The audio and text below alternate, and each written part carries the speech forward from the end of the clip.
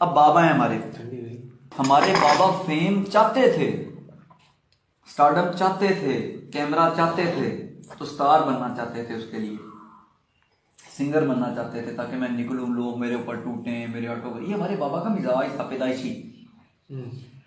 बाबा के अंदर स्टार बनने के लिए सब कुछ कॉम्प्रोमाइज करने की उनकी नीयत थी कि मैं कुछ भी छोड़ दूंगा लेकिन मैंने बड़ा सिंगर बनना है ताकि लोग मुझे देखें, लोग मेरी तस्वीरें खींचें, मेरे पीछे भागें।